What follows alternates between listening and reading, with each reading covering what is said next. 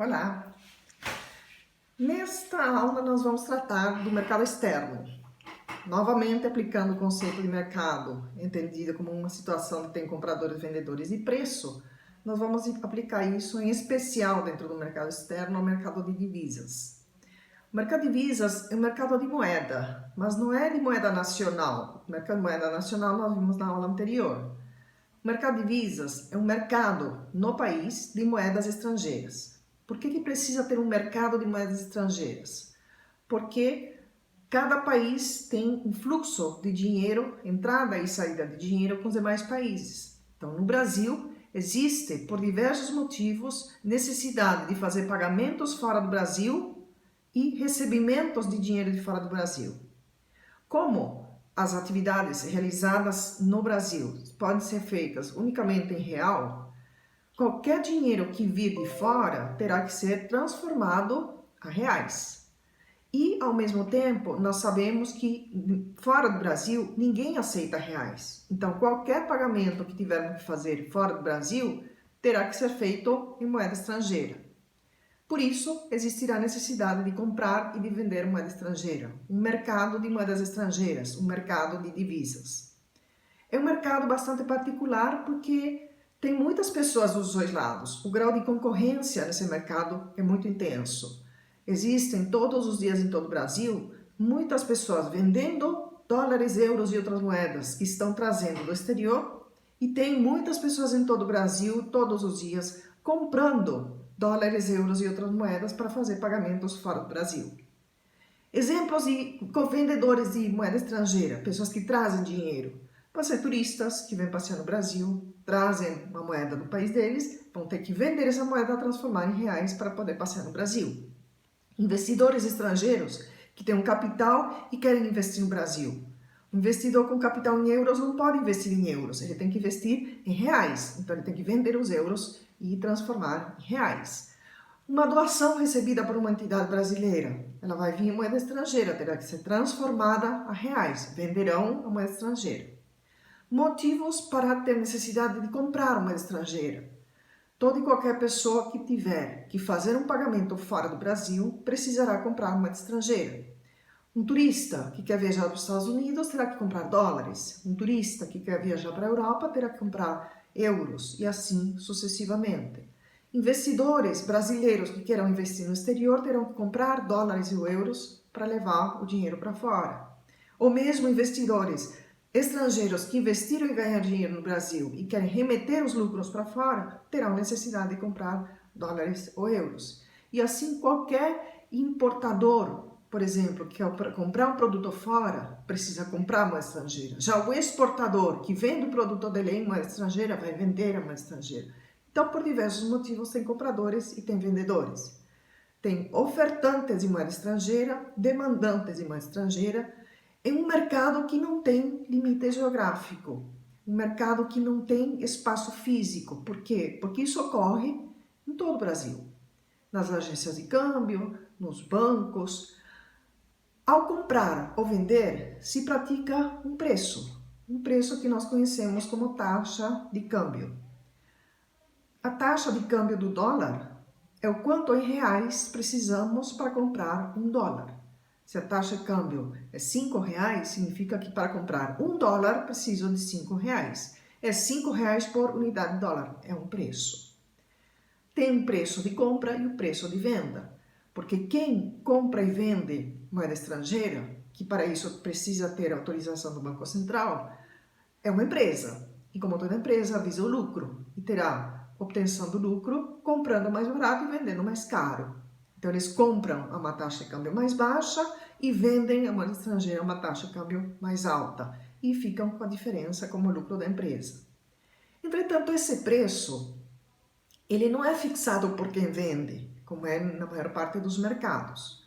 Não é o dono da casa de câmbio que estabelece, hoje eu vou fazer promoção de dólar. Não existe isso. Também não é o Banco Central que fixa a taxa de câmbio. Quem é que fixa esse preço? É o próprio mercado.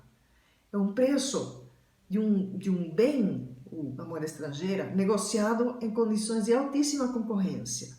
Quando tem muita concorrência no mercado, Excessos de oferta derrubam o preço, excessos de demanda elevam o preço. É isso que acontece com a taxa de câmbio. Quando tem muito dólar para vender, a taxa de câmbio do dólar tende a cair. Quando faltam dólares para vender, a taxa de câmbio do dólar tende a aumentar. E essa diferença entre oferta e demanda é altamente sensível às expectativas, ao que acontece economicamente, politicamente, socialmente, dentro e fora do país.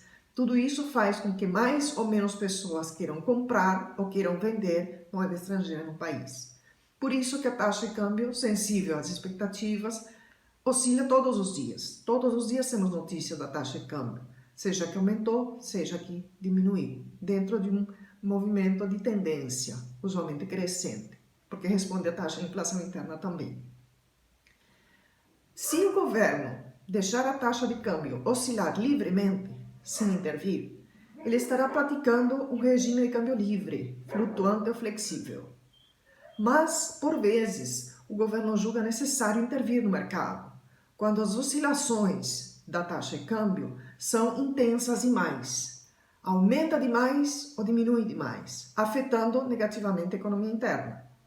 Quando é necessário que o governo intervenha no mercado de câmbio, ele pode fazer essa intervenção de duas formas, através da política de câmbio fixo ou da política de bandas cambiais. Quando o governo pratica câmbio fixo, ele estabelece um nível para a taxa de câmbio. O Banco Central que administra isso analisa a economia e chega a uma conclusão. Olha, eu acho que a taxa de câmbio deveria ser de 4,50, por exemplo. Então, a partir de amanhã, toda a operação cambial terá que ser feita a 4,50. Só que o mercado continua agindo. Terá dias em que haverá pressão para a elevação, dias em que haverá pressão para a queda. Para evitar que a taxa de câmbio saia daquele nível que o Banco Central estabeleceu, o próprio Banco Central entrará no mercado abastecendo de dólares quando há falta e retirando dólares quando existe excesso. Ele não tira a moeda de ninguém, nem dá moeda para ninguém. Ele entra no mercado de câmbio, compra ou vende moeda estrangeira. Então, se a taxa de câmbio está querendo subir porque faltam dólares no mercado, o Banco Central naquele dia vende dólares. Se a taxa de câmbio está querendo cair porque tem excesso de dólares para vender, o Banco Central entra no mercado e compra, retira esse excesso. E assim ele mantém o câmbio fixo. O regime de bandas cambiais é uma mistura entre o câmbio livre e o câmbio fixo. Consiste no seguinte: o Banco Central fixa dois limites para a taxa de câmbio, um mínimo e um máximo. Enquanto a taxa de câmbio estiver oscilando entre esse mínimo e esse máximo, o Banco Central não intervém. Ele só vai intervir vendendo moeda estrangeira quando o câmbio subir demais ou comprando moeda estrangeira quando o câmbio cair demais, se aproximando desses limites que ele próprio estabeleceu. Esse intervalo é chamado de banda cambial. Isso faz com que no câmbio fixo seja necessário que o Banco Central intervenha todos os dias, comprando quando necessário e vendendo quando necessário. Mas no regime de bandas cambiais, a intervenção do Banco Central na compra e venda de moeda estrangeira não tem que ser diária, terá que ser unicamente quando o câmbio se aproximar de um dos dois extremos. A entrada e saída de moeda estrangeira de um país é contabilizada, é registrada numa contabilidade chamada de balanço de pagamentos. O balanço de pagamentos é a contabilidade completa e ela tem 4 grandes partes: a balança comercial, a balança de serviços e rendas, a balança de transferências unilaterais e a balança de capitais. Dependendo do motivo pelo qual o dinheiro entrou ou saiu, a moeda estrangeira entrou ou saiu do país, isso será anotado em uma das 4 grandes partes do balanço de pagamentos.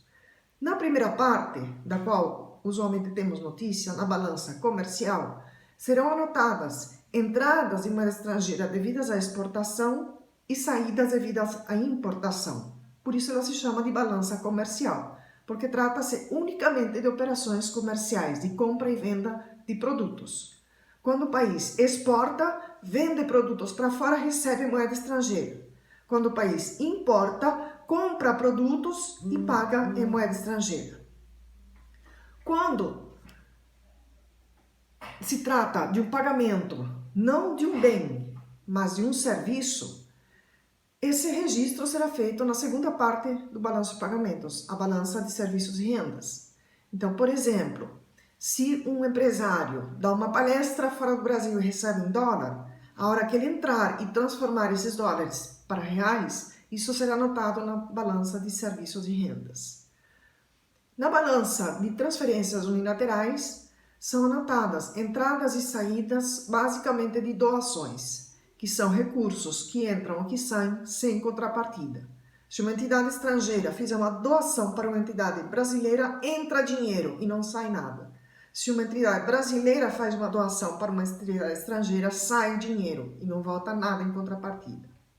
E, finalmente, a balança de capitais, onde serão anotados investimentos. Investimentos de brasileiros fora do Brasil e de estrangeiros dentro do Brasil. Dentro da balança de capitais, ainda é feita a distinção entre o tipo de investimento. Se tiver, por exemplo, um estrangeiro que quer entrar com capital no Brasil e vai usar esse dinheiro para participar com um brasileiro numa empresa, por exemplo, isso será anotado como investimento direto. Se ele for ganhar dinheiro na Bolsa de Valores, isso será anotado como investimento em carteira. Se em vez de ganhar dinheiro comprando e vendendo ações, ele resolver ganhar dinheiro comprando e vendendo derivativos, será anotado na terceira parte da balança de capitais. E, por outros motivos, também pode ser registrado entrada e saída de investimentos. O que são derivativos? Derivativos são documentos de dívida vinculados a uma unidade física. Por exemplo, um empresário, um produtor rural que planta soja e compra um equipamento, um trator, e gera um derivativo se comprometendo a pagar daqui a 9 meses, depois que ele colher, o equivalente da dívida dele, que era em reais, o valor do trator, em número de sacas de soja. Então, se nos 9 meses o valor da saca de soja, a cotação, aumentar, a dívida dele aumenta. Se a cotação cair, a dívida dele cai. Esses são derivativos, são negociados também no correspondente mercado. Assim, encerramos o nosso conteúdo básico de mercado de divisas, entendendo que trata-se de um mercado altamente concorrencial, cujo preço, a taxa de câmbio, que existe uma taxa para cada moeda, é formado em condições de altíssima concorrência e, por isso, é tão variável.